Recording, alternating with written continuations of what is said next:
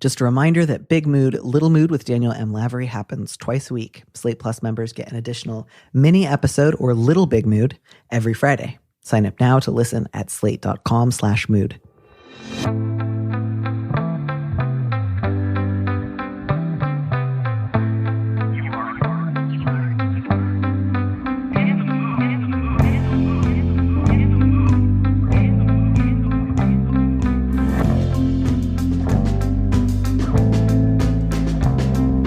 Hello and welcome back to Big Mood, Little Mood. I'm your host, Danny Lavery, and with me in the studio once again is Carmen Rita Wong, the author of Why Didn't You Tell Me, a memoir. She's also written Never Too Real and Never Too Late, and she heads up Malecon Productions, a company focused on women-led content.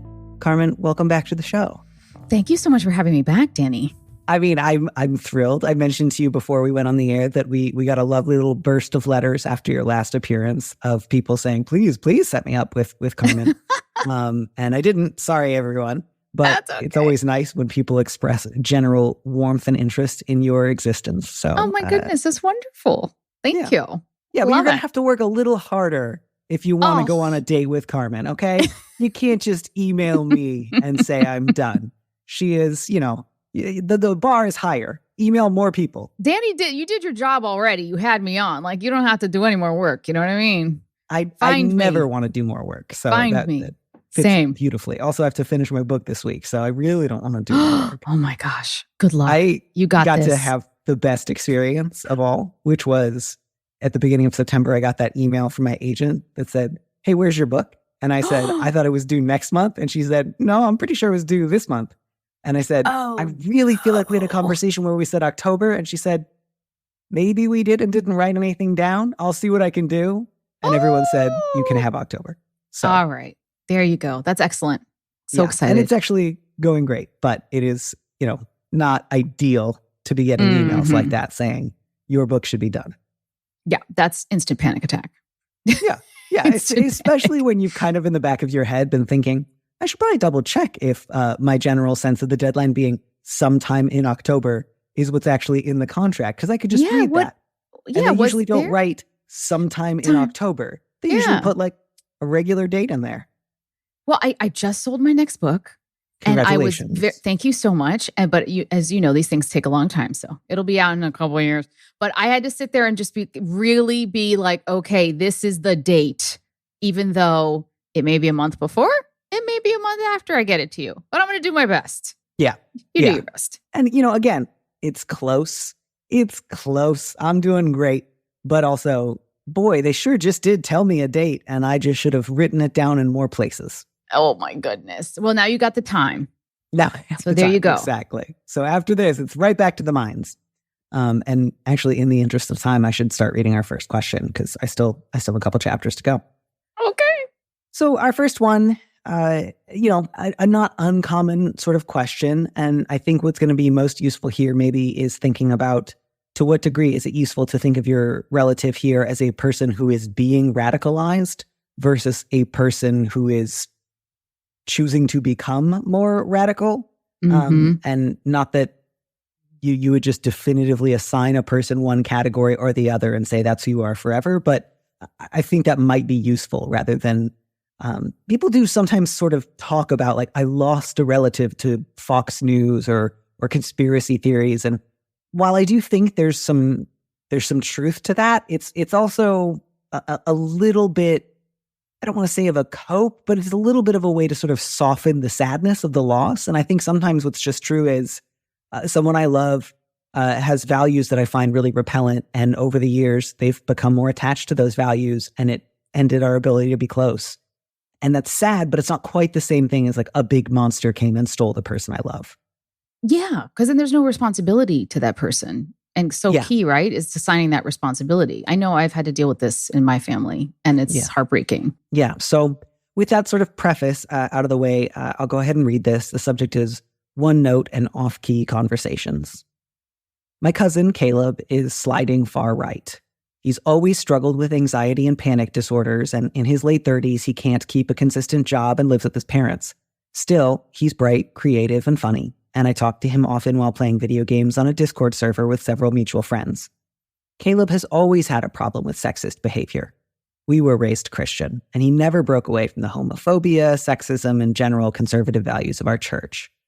He said plenty that has offended me in the past, but I always felt like we could talk about it, and he would at least hear my arguments, especially as a female relative of his. Recently, Caleb has escalated to arguing in favor of right-wing conspiracies, and his demeanor is getting more intense. He references conservative YouTube videos about feminist plots to oppress straight white men. He seems to believe that racial minorities are the reason he struggles in life. I'm not the only person in our Discord group who is often offended by his comments, but we all try to respond thoughtfully and sincerely with the hope that our differing perspectives can help him. It's getting to the point where my friends want to leave to get away from him, and I don't blame them.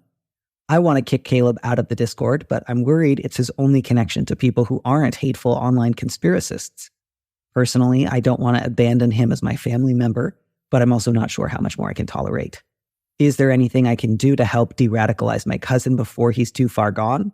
Is the solution more tough love confrontations, gentle pushback, and logical arguments, or just cutting my losses and ignoring him? Has anyone had success in getting their loved one back from the YouTube algorithm?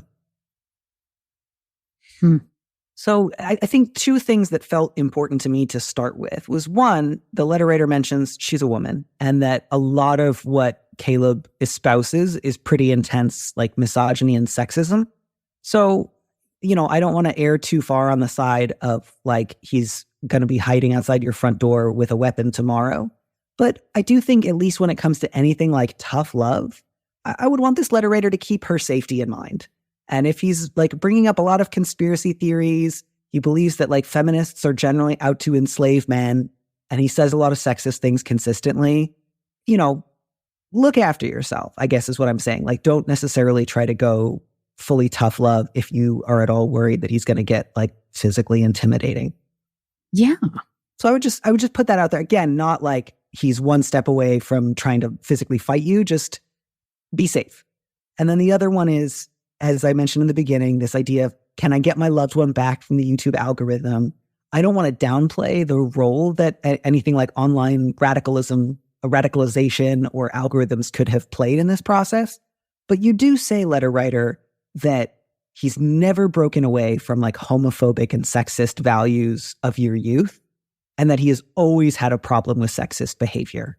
So I think what we're talking about is this has gotten a lot worse over time, but there was never a time when you and Caleb shared values about feminism or men and women and respect. And I think that's pretty important because that says something about what he truly values, or like what his sort of default earlier positions were. So if he were suddenly to become not even like a feminist, but just like a sort of feminism neutral person, that would be new for him. That would be something he was doing for the first time rather than a return to somebody that he used to be. That's what stood out for me, Danny. Like, I was like, well, but you said that he was always like this. He never broke away, right, from the misogyny and the homophobia. So when she says he's sliding far right, it feels to me that he has always been far right. It's just now that there's so much media out there that he can glom onto. But what really struck me with this one is Danny's coming from the fact that she identifies as a female, and she's has this caretaking role, it sounds like. Probably this is a younger cousin.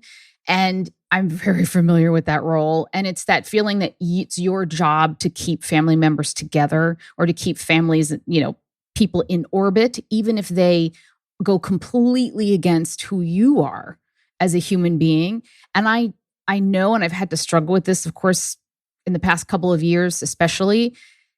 It's wonderful, even though it's painful to kind of split off from family because you have to, because you share nothing in values. And actually, they can also potentially be harming you with abuse and other things. You can have some peace in knowing that, to your point, if you confront, I put confront in small quotes because like you, I worry about confrontation. But if you find a way to communicate to him, Caleb, this is the cousin's name, Caleb, I love you. I know we're family, but your behavior with I can no longer tolerate, or my friends, I'm here for you if you want to talk or if you need help, but sometimes you just have to do that and then let it go because it's his responsibility.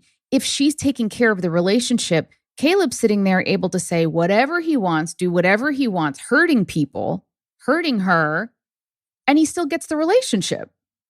Yeah. So that's why. Yeah, to me, again, like I can appreciate the general value of, I don't want to be too quick to dismiss people, or I want to be, I want to make sure that there are places for people to go online or where have you that are not just like a pipeline to the far right. But on the other hand, it feels a little bit in this letter like there's almost nothing that he could do short of pretty intense violence that would feel like an appropriate reason to either minimize or cut conversations or like set a boundary that takes Caleb, that like holds him responsible for the things that he says and does, right? It's like the worse he behaves, the more important it becomes for the letter writer and also some of her friends to like be his last remaining lifeline to like a less extreme version of society. And so I just wonder, like, are you getting some of this messaging from, for example, your own family, where it's sort of like the worse Caleb acts, the more important it is to say, hey, he suffers from anxiety and he hasn't been able to hold down a job. So the answer is more compassion, more understanding, more patience, such that he never gets a limit set with him. And that doesn't mean that you then have to like switch in the other direction and like read him the riot act or tell him how to live his life. Just that I think whether he's your cousin or not, anybody who does these things at a certain point probably does need to hear, you need to stop saying these things to me. And if you don't, I'm going to stop talking to you. Yeah. I just think that's a pretty good way to deal with somebody who says things that hurt you repeatedly. So I'm sorry he has panic and anxiety disorders, and I'm sorry that he's had trouble finding work. I don't think that means it's your job as his cousin to be in like a video game chat server with him for the rest of his life saying, hey, please stop telling sexist jokes for the 90th time. Like that's not a treatment for anxiety. That's not going to help him get a job. Frankly, it's not helping him, right? Like you've been doing all these things and they haven't arrested the slide to the right. So everything you've tried so far has failed. So I think, again, there's that idea of, therefore, I need to try harder. But it's like, why would you try harder at something that's already not working? Well, and doesn't it seem, to your point, a little like this indulgence? I mean, I know that, I'm a mama. She's a teenager now. But I remember, the idea of kids, and I know he's in his 30s, but... late 30s, almost 40s. I know he's acting like one. But, boundaries and parameters that you set and expectations for behavior actually help people feel like they have walls to hang on to, like they have ground to stand on. And sometimes people need that in order for them to, for someone to say, no, you can't do that to me. And then they can be confronted by it and they have to actually think about what they're doing. Sometimes it's, yes, somebody tell me to stop. And that can be the most compassionate thing you do. And it's compassionate, of course, for yourself, because I feel really bad for this woman and her friends having to deal with this behavior. But have some compassion for yourself and some, idea of how you should be treated. Put that into place and make him see if he can step up to it. If you start it, family ecosystems can change, even if just one person makes a very big shift. If you start it, at first, it may seem painful. You may get a lot of people in the family telling you, how could you do this and say it, blah, blah, blah. But you might see change happening. Others will see change happening, or at least he can get some help. But I'm totally with you. It's parameters and boundaries are very good, compassionate things. Yeah, and I think it's also like if all your friends are already at this breaking point, you can't force them to stay in some like group chat with this guy if they all want to leave. Like, no. You could maybe get them to say like, okay, we'll try again, but they will either eventually just leave or stop using it. And eventually, if you align yourself enough with Caleb, they're just going to go start another one without you either. Yeah. So I think, frankly, like, stop trying to hold the Discord chat together. If anything, I would say, if it does feel like meaningful and important and you do have the bandwidth to do it, you could spend a little bit of time with Caleb that's not online. It seems like living online is a big part of his problem. I don't know if you're like physically close to him. And again, given some of the shit that he has expressed in the past, I don't necessarily want to suggest go spend a lot of one-on-one time with him. But frankly, even like a monthly phone call that requires using your voice and hearing somebody else to talk to one another rather than just like being a keyboard warrior and like trying to upset all of your friends, would potentially at least make room for different kinds of conversations. And I think, again, like focusing on like, we could talk about like plenty of stuff, but I'm not going to talk to you about like anything online. Again, not in the interest of you're probably going to change his values, but just in the sense of that's, I think, where a lot of the problem stems. So again, you don't have to do any of that. If you feel like you absolutely do have to keep trying to be in some sort of contact with him, I would encourage you not to force other people to be buddies with him and not to do it online as often as possible. But also, to me, it's just like, I see no sign that he is as interested in you as you are as of him. Yeah. He doesn't seem to care much about what's going on with you. It doesn't sound like he asks you questions. It doesn't sound like he's even willing to like scale back some of his like right-wing paranoia. And so I just think this is a person who doesn't really care about you or your relationship. And I really don't think it's possible to have a relationship with someone who fundamentally doesn't care about your relationship in return. Danny, I'm done with one-way relationships. All of them. Family, friends, whatever. No. Yeah. And I just, to me, it's like, no. I read this and I'm like, you know, I don't want to abandon him as my family member. And it's like, hasn't he abandoned you? Yeah, it seems to me like he spent the last like 30 some years abandoning you pretty like hard. And to me, again, I just see this and I'm like, what could he do that would enable you to say this is enough? Like it kind of just looks like he can act out as much as he wants. And that's just another reason for you to work harder at being a caretaker. And I just, to me, it feels like there's a lot of like sexist and gendered expectations in your family that maybe you have not yet yourself been able to kind of realize like, whoa, I basically am in like some ways being positioned as this emotional caretaker where the more he acts like a big baby, the more it's my responsibility to take care of him. And it never goes the other way. And so I would just say like, I actually think that some of the problem here is thinking of him as being stolen away from a YouTube algorithm as if he is he's not Princess Peach in the Mario games. Like Bowser didn't come and steal him away. Exactly. He's Bowser, you know? Exactly. But not as funny. And without as much like stuff. I guess Bowser technically has musical a job. Talent. Yeah, that's true. That's true. I don't know if he has a job. I don't know. He like runs a bunch of like airships. So he's like technically like a race car driver, like in the Air Force or something. Well, he doesn't live at home with his parents and not have a job. Yeah, it's not an amazing analogy. I'll admit that. But I get the attitude. Attitude. And the thing is, I'm glomming onto her saying this thing that he's bright, creative, and funny. And I just keep, well, she writes that and I'm fascinated by it. Cause I'm like, sister, tell me how does bright, creative, and funny fall into all of this other stuff? Yeah. And maybe she's thinking about him when he was little. And, it was a long time ago kind now. of put it in amber. Yeah. Right? We tend to do that sometimes. Think of our family members as they were when they were children, and then they grow up, and you're still thinking of them as who they were when they were a kid. Right. Or like a man who's behaving badly is potential for the rest of his life. Oh, I feel like I could read this letter about a 90-year-old guy, and it's like, but he has so much potential. And it's like, does he? How many of these do you get? I was going to say, yeah. Does he? I'm sorry, letter writer. I hope that wasn't too harsh. I don't want to make you feel like we think that you've been behaving foolishly. I just really think you've been trying to do way, way, way too much. And right now you think that the answer is do more. And I think it's do way less.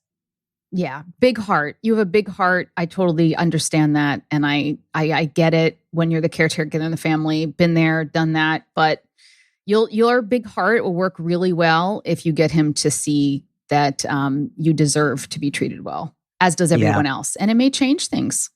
Yeah. And you don't need his participation or permission or cooperation to set those boundaries. You can just walk away. Exactly. It's a reasonable thing to walk away over.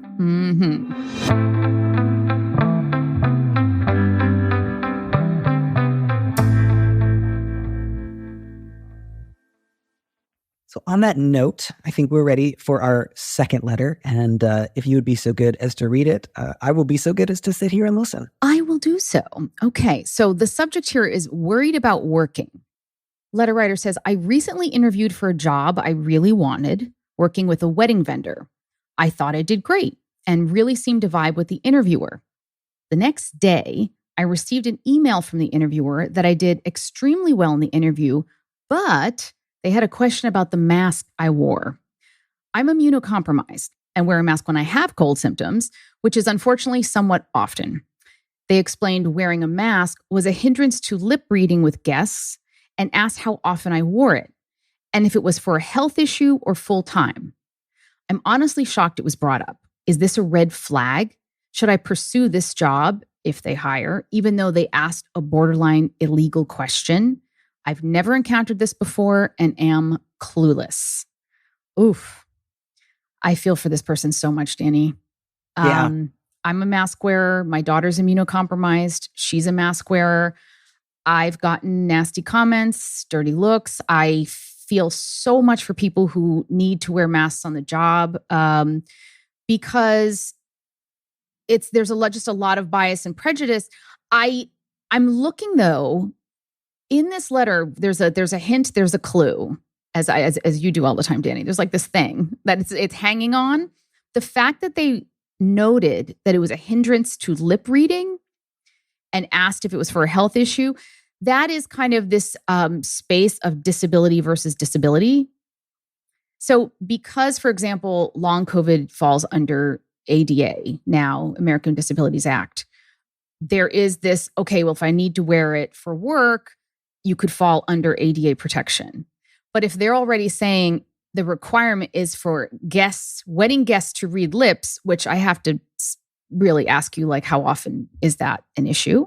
And is that something that can be managed? It seems like they're kind of getting ahead of that, or they're trying to get ahead of that in terms of as an excuse why to not give you this job, but also protect themselves legally. That's what it seems like. Yeah. And I had a sense too, again, I am not a lawyer and never have been anything close to a lawyer. And so I don't believe it is illegal to ask questions about masks. So I think if anything, it's an indicator that maybe in the future, it's better to lead with it, like to say in advance, I'll be wearing a mask to our interview. And I think just to say I wear a mask if I have cold symptoms, that might be potential, or even just like I'm higher risk and I prefer to, at least front loads the question first so that you're the one bringing it up rather than feeling on the back foot. Obviously, there are also disadvantages to doing that. So I don't want to say you must try that next, just that might be one option in the future. I think, a little, to me, this read more like the interviewer has some sort of like animus against mask wearing. Yeah. And the sort of lip reading thing felt to me like disingenuous, just because it's like, I feel like they would have mentioned if it was like, this is a wedding vendor that like primarily works with like deaf and hard of hearing communities. Right. Which I don't want to say like, oh gosh, that would never exist. Of course that would exist or could exist. I just feel like the letter writer would have mentioned that. And again, if that were the case, then the letter writer would probably say like, well, we have other options, don't we? Like using sign language, for example, or for keeping a lot of our communications in writing, or for having an interpreter along. There are absolutely like workarounds to one person wearing a mask. And again, I think lip reading isn't usually the primary mode of communication. So again, it feels a little bit to me like a sort of assumption of like, if we had deaf or hard of hearing clients, of course they would all be relying primarily upon lip reading, which may actually not be true. Yeah. So, or that like lip reading is perfect and reliable at all times. So again, I don't want to say definitively it was kind of like they were looking for a gotcha, but it reads to me like we don't like masks and we want to invoke another disability in order to sort of like protect ourselves against any like pushback or to make ourselves feel better. Exactly. And the thing is with ADA, so my daughter falls under ADA protection with the mask. So yes, it is a legal thing. I mean, if you need to wear the mask for your job, you could possibly, make sure that protection's in place. But to your point, the option of, I've tried it both ways. I've tried this thing. So when I do speaking, right, around the country, if there's a surge, like there is now in the fall of 23, I will show up with a mask. Where in the past, I would say beforehand, oh, by the way, I'll be wearing a mask. I've never been discriminated against, but again, this isn't a job. This is something else. This is like speaking. But I have to say that I have felt better just showing up with it and not making anyone feel uncomfortable ahead of time. This is me. I'm here to do this job and I'm going to get it done. And it's not part of the job and we'll all be good because it's not going away. This is the way you have to function. So I would say to the letter writer, one of the things is it's a red flag in the sense that will your work life be pleasant working with and for somebody who's like that and who may continue to pressure you to take the mask off? Or would you rather go someplace where, and can you go someplace where you will be accommodated and welcomed and it'll just be seen as part of you? And if you have the option to go someplace else, I know this person was like, this is a job I really wanted. Maybe they can meet also someone else at the vendor. Like who will they be directly working with and talking with and such? But it's a sad situation that more and more people are going to have to deal with, I'm sure. Yeah. And so I think you can certainly take it as a flag. That's not to say, again, I don't know your situation. I don't want to say like, you must turn down this job. Like jobs are not always easy to come by. And also they haven't offered it to you yet. So there's a lot of moving parts. I would say one option that you might have here is just deciding this is an indicator that they're going to try to hassle me too much about this. I don't need this job right this second. I'm going to keep looking for another job that responds more like sanely to my wearing a mask in the interview. And then you might decide to like mention it either in advance of an interview or just like when you walk in right away. Like, I hope you don't mind. I'm going to keep my mask on. And you can be as general or specific as you like. You can say, I live with someone high risk, or I myself am high risk, or you don't even have to say that. Just, I'm going to leave my mask on. Or you could potentially like write back to this employer and say, I'm wondering, can you tell me how often, lip reading is part of how you communicate with guests? And if so, what other workarounds do you have? Because I have to imagine that there will also occasionally be deaf or hard of hearing clients who might also wear a mask. So the issue would not simply go away, right? That's why I think I felt like it was sort of disingenuous, because it was sort of like treating deafness and hard of hearing like an Uno card where, okay, well, here's this disability. What are you going to do now? This one trumps yours. Instead of just like, you can be both, COVID cautious and or high risk and or deaf and hard of hearing. And so the issue would still come up. So you can kind of Uno that card. And not to say that you should say it in a really like provocative way, but just sort of like, I can imagine this, and this as potential workarounds. What have you tried in the past?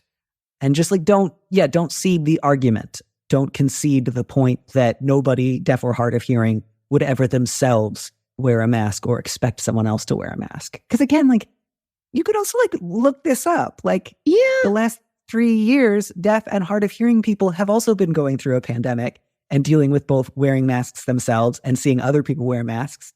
I bet they've come up with some tools and tricks and workarounds. Oh, have you seen the clear face masks? I have occasionally seen like big clear visors. Yeah, no, they have actually like over the ear ones. Specifically over the ear for deaf and hard of hearing for lip reading. Over the ear, I somehow now, of course, I am like a professor of masks because I know way too much about masks. But they have a clear face so that they can lip read. And I have to say too, though, there's also a great advantage, put my salesperson hat on. If I was like selling myself for a job I really wanted and they were just like thinking, oh, mask bad. Do you know how many people I get probably for every one nasty look or comment when I'm wearing a mask, I get like 3 or 4 or 5 people saying, oh, I'm so glad you're wearing, oh, that's so good you're wearing one. You know what? I'm going to start wearing mine too. Or let me put mine on. Or that's really good. And da-da-da. I think the voices that are very loud about not liking masks are very loud. But the amount of people that are just like, cool, good for you, good thing to do. Appreciate it. And also while you walk away, they might be like, you know what? I'm glad, because what if they're sick? Yeah. They're taking care of themselves and taking care of me. So to me, it's a big plus. If I was hiring and I was a wedding vendor and I had one or two people that were like walking around with masks on, go, good. Yeah. Looks good for you. Only thing I would add to that is the letter writer mentioned, I wear a mask whenever I have cold symptoms. Yeah. Again, I don't know what that looks like for the letter writer. It could be anything from like a mildly sore throat to I have a fever and I'm coughing. So again, I'm going to like benefit of the doubt. It does not sound like this letter writer went to an interview like incredibly ill. No. But I also wouldn't disclose to anyone I'm wearing a mask right now because I have cold symptoms, because then that bites the question of like, well, why aren't you like, are you too sick to interview? And so again, I don't want to assume that you were like truly sick so much as just like, I have an immune system that means sometimes these symptoms pop up without my actually getting all the way sick. But I also don't want to explain to people like in between coughs, like I just have like this issue. I'm not truly sick. Again, it does not seem to me like the letter writer was like doing the like Michael Jordan playing the basketball with the flu thing. But lead with immunocompromised. Just don't share that you had cold symptoms. Lead with immunocompromised. Yeah. That's what I say.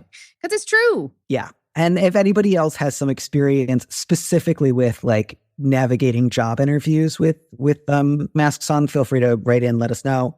And good luck. I think it sounds like you might be in a position to turn this one down if you feel uncomfortable.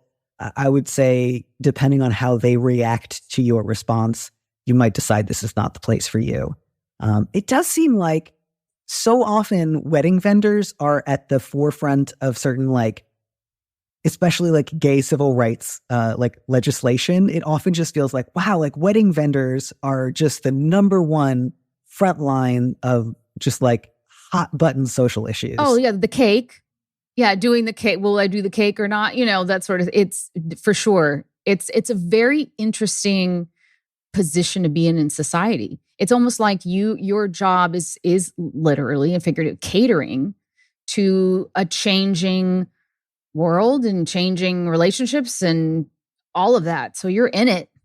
You're in it. Yeah. Yeah, it just like invites controversy. It often seems to make people feel like they're being asked to like give a stamp of approval to somebody else's life or to sort of get into personal or private things because of the nature of a wedding, even though they're also at work. And also, if I were to be slightly judgmental, I imagine sometimes people who love weddings have a flair for the dramatic. And so people who are interested in that industry are perhaps people who go big sometimes. Hey, listen, I was just married a few times. It doesn't mean that I was interested in all this. Doesn't mean it's a whole nother. I had to explain myself to somebody this morning. I had a wonderful brunch and she teased me and she was like, "Oh, you like to give." No, it was a search for family. Trust me when I tell you, it's not the wedding part I was attracted to. But for some people, if you're in the wedding business, this is sorry. That's what I meant. I wasn't saying that like people who get married. Well, no, I'm joking. I'm married joking. 5 times. You probably do like a little drama. I've been married a nice restrained 2 times. Oh, okay, same. You know. Married, divorced 2 times, engaged once. There you go. First time was only for 9 days because it was a joke in college. What? But like, what is that if not a flair for the 9 dramatic? days? That beats my starter marriage of 6 months in my 20s. Well, 9 days and 6 months because when we filed for divorce outside of a Starbucks in San Bernardino, they told us we had to wait 6 months as like a cooling off period to make sure we knew what we were doing, which I really wish they had done. Instead, when we got married, violently hungover in a strip mall. Oh my. all of our witnesses had just taken mushrooms and were beginning to trip. Oh, wow. Oh, that is like a scene. I can picture it right now. But yeah, to your point, how about that waiting period before instead of after? Meanwhile, I got my first divorce was when New York State still did not have no fault. And I had to wait. Did you have to go to Reno? No, worse. I had to wait a year to even file for divorce. Wow. Mind you, this pendejo had like knocked up his secretary. So let me tell you, that baby was on the way. I don't know. I didn't keep track. But we were living apart for a year before I could file for abandonment. Wow. And that is remarkable. Awful. It's awful. And then thank God for no fault divorce. But anyway. Which is weird because like, I feel like now you're starting to see rumblings about people wanting to like get rid of that. And it's like, we barely just got it. Oh, we barely just arrived. Look, I ain't that old. And I can tell you it was the saving grace and it is the saving grace and will save women's lives and children's lives. So yes, it needs to stay for sure. And for whatever it's worth, as much as I enjoy joking about it, I don't actually believe that anyone should have stopped us from getting married as a joke. It was funny. Yeah. And the terror of being found out sharpened my wits. Yeah. So, it was all good for me. Okay. And it worked out for him too. He's doing fine somewhere. He got real married later in life as well. So it all went well for us. James, wherever you are, I hope you're having a great day. Salud, James. Cheers. Off that note, we should probably move on. Although now I think I should just always save this time to talk to my guests about any divorces or weird legal entanglements they've gotten into. That could be a really fun new section. Yeah. I was recently really disappointed. I was researching a piece that I was doing about the Venetian tradition of marrying the sea. And like in the course of reading about it, I learned that it is actually a myth that sea captains can marry people. It's a myth? That's not true. I mean, you can, as a sea captain, go and get ordained if you want to, like anybody else. But simply being the captain of a ship does not actually empower you to marry anyone. And in fact, it was at one point such a widespread myth that the like Naval Code of Conduct of 1911 mentions like, hey guys, stop asking. You can't do that. Oh my God. It's not allowed. First of all, Danny, your brain, you kept that date and that information in your head. That's amazing. I mean, the piece just came out. Like, that's amazing. And 1911 was the big Encyclopedia Britannica year. What happened to the Love Boat? I bet he was just, let's just assume he also got ordained. Wow. But also, if you're getting your like ideas about naval law from the Love Boat, you should probably double check that. Exactly. I think so too, because I don't even think you'd find it anywhere. But yeah, no, I grew up with that myth, of course. I mean, it's a great myth, and frankly, it should be true. I mean, look, it's fun. It's fun. I have to tell you, I'm not so much interested in the institution, no mas, but I feel that it's a peaceful place to be if you can get there. It's not that I'm not terribly still a romantic person. It's just that, you get old and I don't know. It's, I'm going to be an empty nester. I've been living on my own for so long. I don't know. It's like kind of cool to have your own places. Yeah. I like it. I don't know. That's just me, just because I've been there a couple times. But I think that, of course, I think my dream had always been to have and build a very strong family. It was very much about that. And to have that ride or die person. And, hey, look, it may take me to 88, but I'll get there. Yeah. I'll get there. I like that. I like that a lot.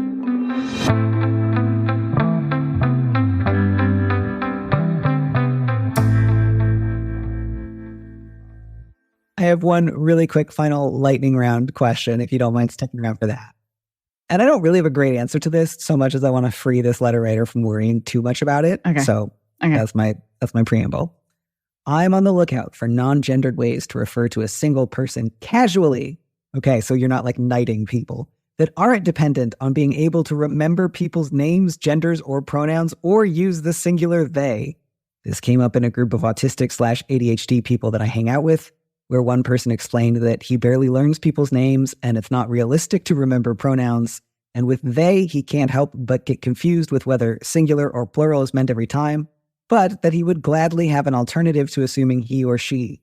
The person every time is too formal for our context. Have you got any fun, usable suggestions we could adopt? No, I do not. That's too fucking hard. Sorry, I'm just like... Folks, y'all... You don't want to remember people's names. You don't want to remember their gender. You don't want to remember their pronouns. You don't want to use the singular they. And you want me to come up with something fun and casual. Make up a word, Danny. Make it up. No, Let's get this started. Let's make fetch happen. I think this guy is going to have a slightly tough time referring to people.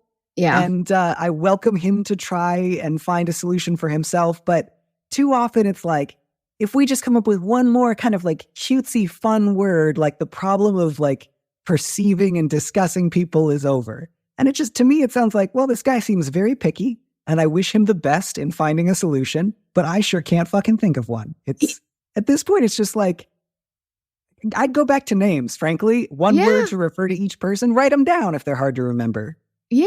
Oh, listen, I love when people clarify how they like to be addressed. And even if I forget your name, I will remember how you go by gender. But even if it's not that obvious, but no, you need to do a little bit of work because the rest of us are all also trying to survive in this world. So it's not our job at this point. We're giving you all we got. It's also a little bit like, I could maybe come up with like a goofy sounding word for this guy, but I can guarantee you most people aren't going to suddenly be happy if this guy starts referring to them as like, oh, crimper.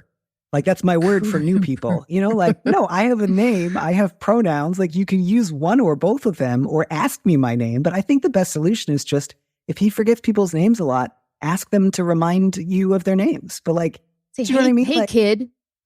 Like, I don't really believe him when he says, I barely learn people's names. It's not realistic for me to remember pronouns. They is too much for me. But if somebody else would just supply me with one word I could use to refer to everybody, then I'd be sad. It's like, I don't know if that's true, man. Beyond human folk, I get the idea, though. I get if there's autism involved, I understand that using they in your mind can be confusing. But it's that way of, guess what? It can be hard for lots of people to make changes. But it is one of those things that can be learned. Yeah, so, or like, to be clear, I don't want to be like, this guy must be an asshole and I wish nothing but suffering for him. No, I don't. But I think like, yeah, you could describe the shirt that they're wearing, or you could come up with a slightly convoluted way of describing them and hope that they don't find it offensive. But you're kind of going to have to find a different solution for different people. And I don't think the solution is like, teach everyone about how people in Philadelphia say yins. Or, right? Make y'all spread across the country. Like, it is difficult to refer to people if you say names and pronouns are out. And I don't think there's a way around that. I think it's just going to be a little tricky. Not impossible. He can do it. But I think it sounds to me like he should try new things and see what he likes. I think that would be my best advice. Try a lot of different things and see what works. How much trouble would he get into if he started going around just calling people by what they look like?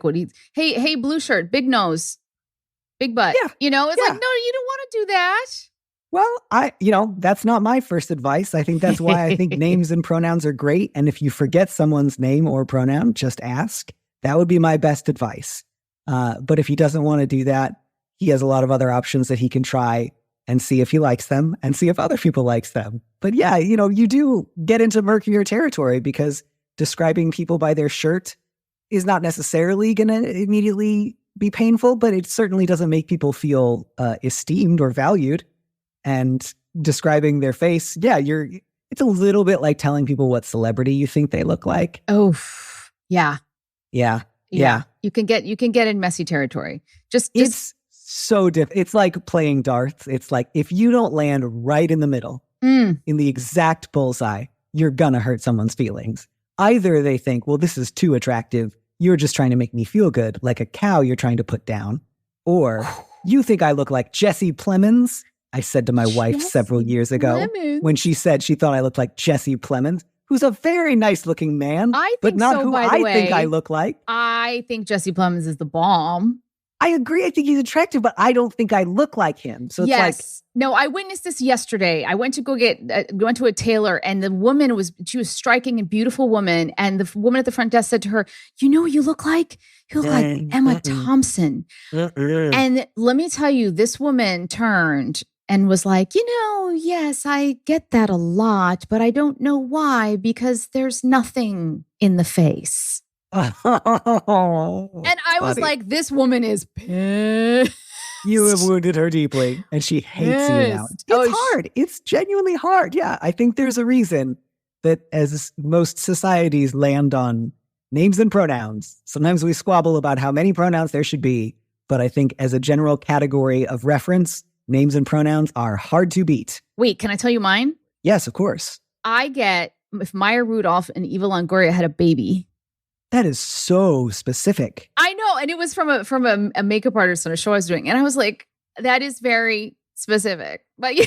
They're just trying to say you have big eyes, big doe eyes. No, I'm goofy. That's what she was trying to say, that like I'm goofy like Maya Rudolph. So I was like, I'll take it. I'll take it. I mean, but again, it just gets worse. If somebody says you look like such and such person, and then they start to tell you why, again, if it was like, yes, this is exactly who I was hoping you would say that I looked like, this is what I want, please continue to describe the similarities. Great, like that's wonderful. But if it's even a little bit off, even if it's just like 5 degrees off the mark, once they start listing the features they think you two have in common, it's just like, and I hate you more, and I hate you more, and I hate you more. And now I'm going to like puncture all the wheels on your car. Oh my gosh, don't take it so personally. Have you ever used the face filters? I take everything personally. On like TikTok, they have these face filters and like, who do you look like? Or who created you as a baby? I don't, but I remember, quite amusing. Do you remember the old game Guess Who? Yes. Where there were 24 faces on the front? Yes. All of which were white, at least when I played it as a child. So, no, that's not true. Anna was a black woman. Okay. But everybody else was white. And that was my TikTok filter as a child was oh my gosh. And 90% of them were guys. 3 of them are women. And there's like 2 beautiful young women and 1 very old lady. So you have almost no options if you want someone to compliment you. And it's just a great way to get your feelings hurt. No, let's not do that. No, but now I am looking at Maria from Guess Who with the green beret, and she was so beautiful. Oh, probably had a crush on her. She was like the Miss Scarlet of Clue. All right, we've really gone off the bend here. I don't usually read a question and then say I'm not going to help you.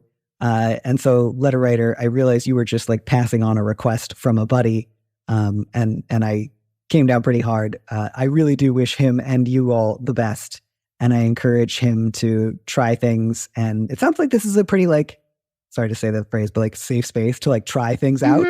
So at least there's a chance of like, you're not going to necessarily use this on the general public. He's trying to do a little A/B testing within the group of referring to other people.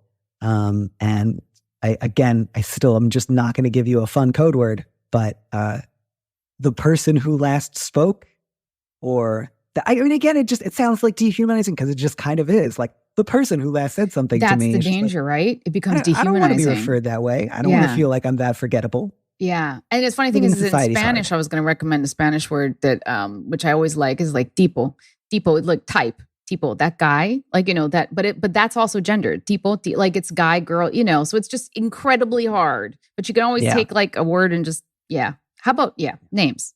I'm with you, Danny. I can't help. I'm with you. I think there's a reason people like to have names, I would feel weird if someone never referred to me by my name and was just always describing my outfits and or face. So strange. So on that note, Carmen, it's been a joy. Thank you for being the person who most recently talked to me. Thank you so much. Thank you so much for having me. Always love being with you. That's it for us this week. Thank you so much, and see you back here next week.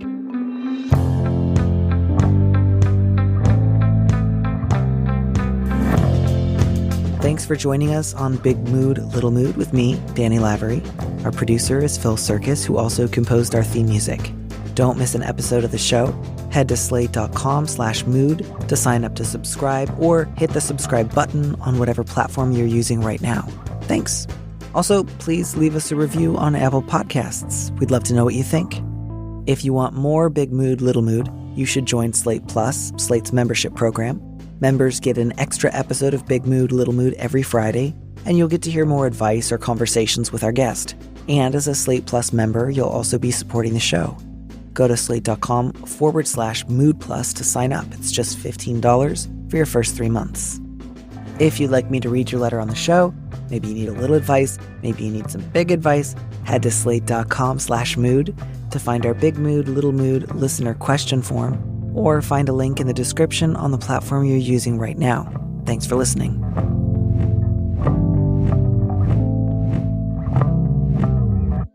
And here's a preview of our Slate Plus episode coming this Friday. Most godparents don't do much. I don't want to speak like universally and in all cultures and all times, but like in this country, most godparents, it's not like you're like someone's patron, you're not like raising up a child in a certain like craft, or like, oh, she's apprenticing with me for the next 9 years, or like, we have a standing date every Tuesday, Thursday, and Sunday to talk about like our shared faith and like plans for the future. It just sort of means like you show up for a handful of childhood rituals. They sometimes see you at birthdays. And then eventually it's like, oh yeah, I guess she was my godmother. And like, of course you can be closer if you want. I don't mean to say that. Just like, you are hardly the only person in the country who is like, oh yeah, I'm like a godmother, but like, I don't, we're not that close. It was just sort of like an idea. Like, it's not a guarantee you and the kid are going to be besties. To listen to the rest of that conversation, join Slate Plus now at slate.com/mood.